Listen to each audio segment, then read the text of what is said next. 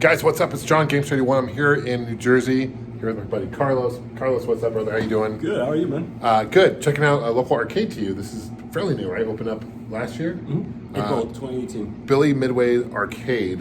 You got some really cool games. Want to check it out? This looks pretty sweet. You've been here, obviously, a number of times. You did a movie on it, so tell us about your movie.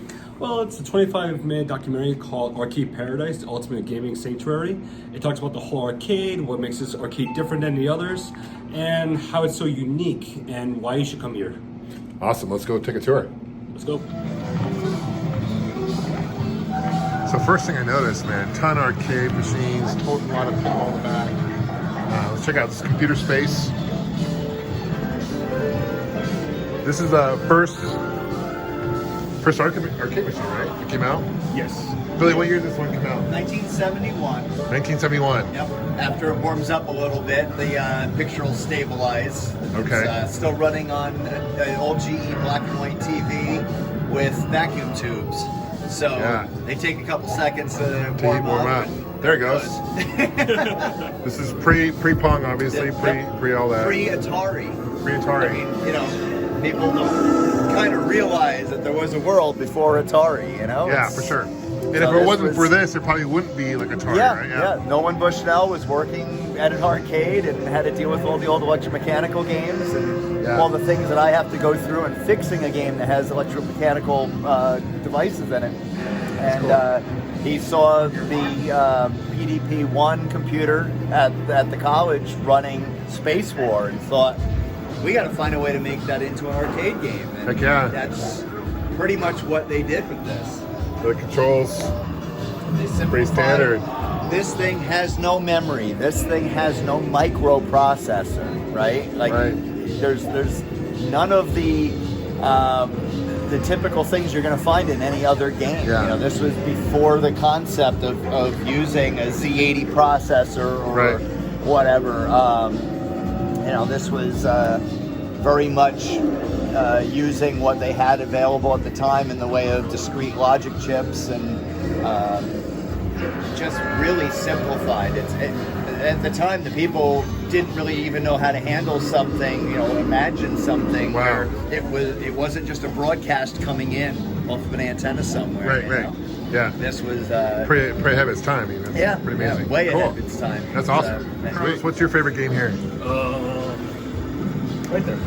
Galaga, the cocktail table. I like Satan's Hollow. That's a sweet one, man. Tron. Rebel, you got all the classic lanes here. Joust. Which one? Right here. Galaga. Galaga. That's a classic. The cocktail version. And I've heard it pronounced, obviously Galaga, but I've heard Galaga. Some people pronounce it that in like Australia, I guess. But cool. If I had to pick a second, it would be Donkey Kong. I love these cocktail machines. They're sweet. Donkey Kong, good choice. What's over here? 2 out of the 3 very, very rare games that I have. There was actually a YouTube video of an old news report from 1981 or 82, company who was making these, and they kind of got themselves in trouble because the salesman, of course, goes and tells the people who are looking to invest and buy these games, oh, you can make all this money, and then, of course, the news report comes back and says, you know, that the people are like, oh, he said I'd make $4,000 in a month, and the guy's like, no, we said you can make up to $4,000, but whatever. So, but these were coming out in a time period when things were shifting from black and white to color.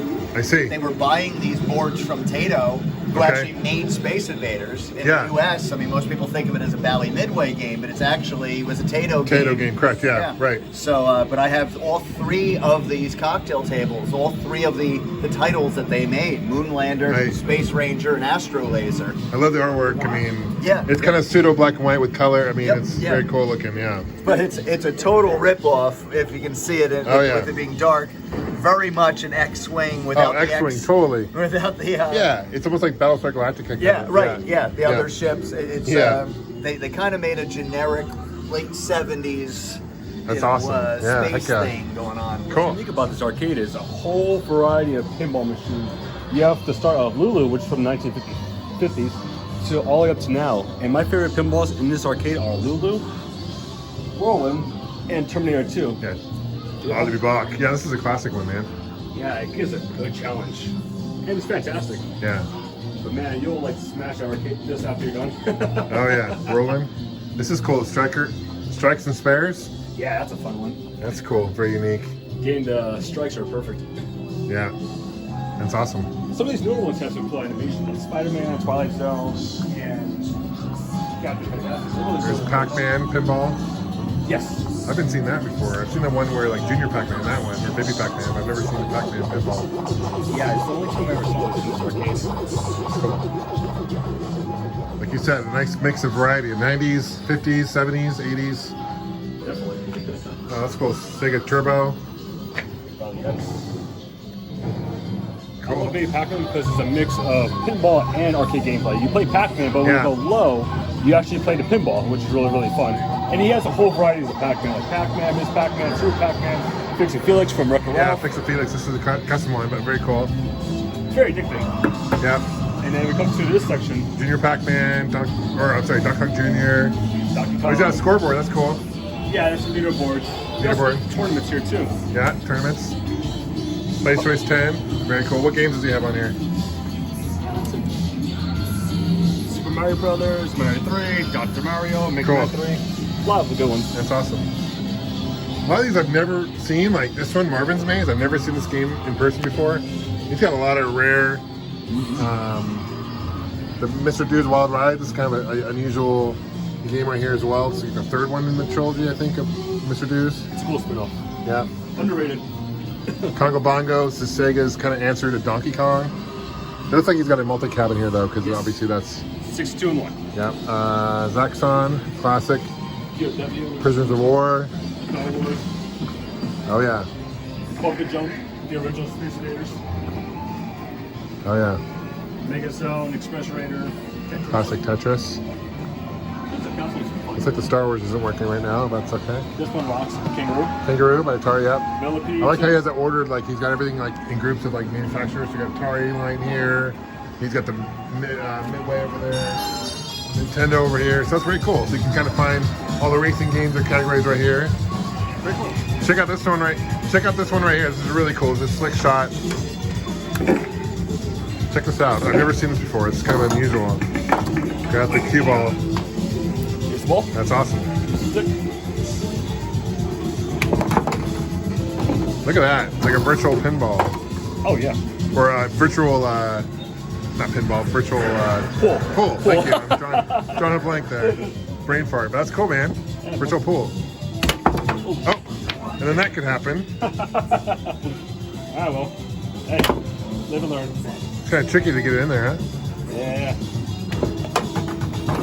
I suck because I've been pulling years. That's all right. Cool, though. Carlos, amazing place. Very cool. Thanks for the recommendation. And I encourage you guys, if you guys are in the New Jersey area, like this part of the country, check Billy Midway Arcade out. I think it's really cool. It's cool. To me, it's like a museum. It's a piece of history. We saw computer space, obviously, a lot of cool things. So thank you, man. So where can people find you on YouTube? On Time Force Gamer Studios, you can also look up my movie, Arcade Paradise, The Ultimate Gaming Sanctuary, Trailer 1 or Trailer 2. The movie should be out here in December or January once college is done. And yeah, mostly people love it, so I hope you enjoy it. It'll be on DVD. I have seen it, and I can tell you I do recommend it. It's well done, and highlights kind of a piece of history with these arcades and come back. So definitely want to support the indie filmmakers, obviously support your local arcade shops, and we'll see you guys soon. Game on. Take care.